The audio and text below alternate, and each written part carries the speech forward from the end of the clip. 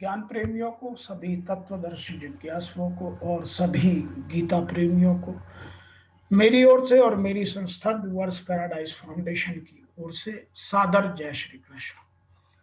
आज हम वर्तमान युग में आध्यात्मिक चिंतन की श्रृंखला के तहत गीता के तृतीय अध्याय के श्लोक संख्या 36 की व्याख्या करेंगे।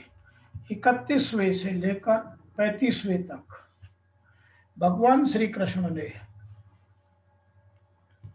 अश्रद्धा, असूया, दुष्टचित्तता, मूढ़ता, प्रकृति या स्वभाव की परवशता, राग द्वेष, स्वधर्म में अरुचि और परधर्म में रुचि, इन सब की बात की तो अर्जुन कुछ भ्रमित हो गया।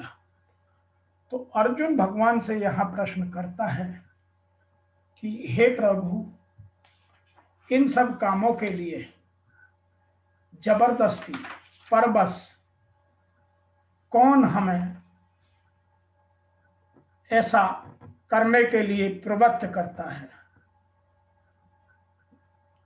यदि स्वधर्म कल्याणकारक है और परधर्म भयावह है, तो ऐसा जानते हुए भी मनुष्य स्वधर्म में क्यों प्रवृत्त नहीं होता? ऐसा अर्जुन पूछते हैं, जिसको ऋषि वेद व्यास जी ने यहाँ कुछ इस तरह से लिखा है। अथ केन प्रयुक्त है अयम पापम चरित है पुरुष अनिच्छन अपि वाषणेय बलात् इव नियोजित है।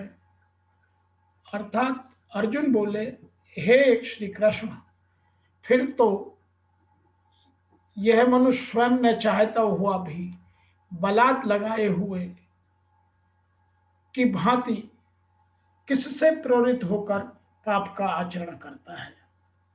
जिसका उत्तर भगवान आगे के श्लोक में देते हैं, जिसको हमें आज समझने की आवश्यकता है। Arjun says, but by what dragged on, O Vaishnav, does a man, though reluctant, commit sin as if constrained by force?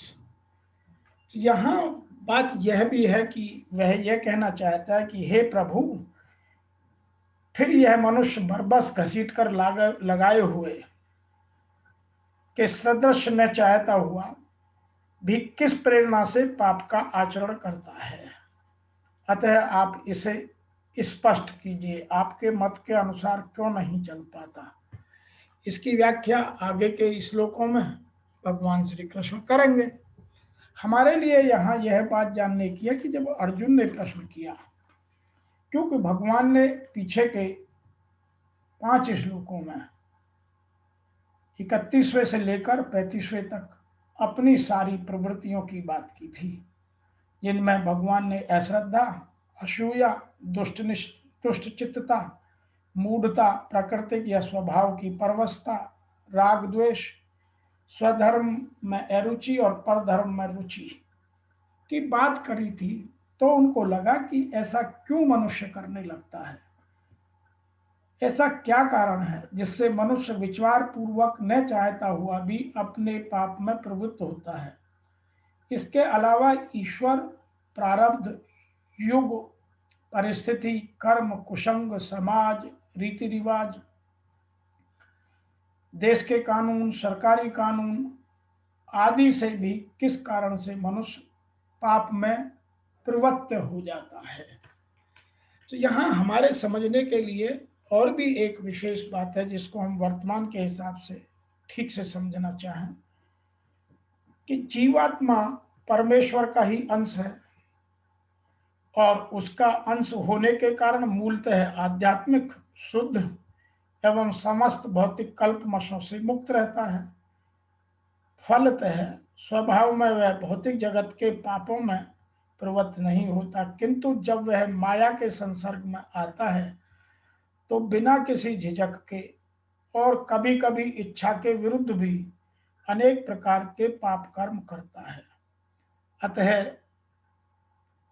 Krishna से अर्जुन का प्रश्न करना अत्यंत प्रत्याशापूर्ण है कि जीवों की प्रकृति विकृत क्यों हो जाती है, और यह हम आज वर्तमान के सभी जिज्ञासुओं का भी प्रश्न है।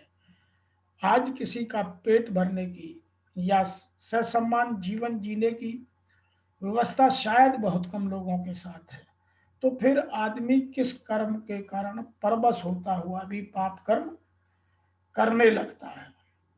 यद्यपि कभी कभी जीव कोई पाप नहीं करना चाहता, किंतु उसे ऐसा करने के लिए बाध्य होना पड़ता है। किंतु ये पाप कर्म अंतर्यामी परमात्मा द्वारा प्रेरित न होते हुए अपितु अन्य कारण से होते हैं, और इन कारणों का उत्तर भगवान आगे के श्लोक में देते हैं। अतः मैं आगे के कुछ श्लोकों को बहुत ध्यान से समझना, जानना, मनना, गूढ़ना, चिंतन करना होगा।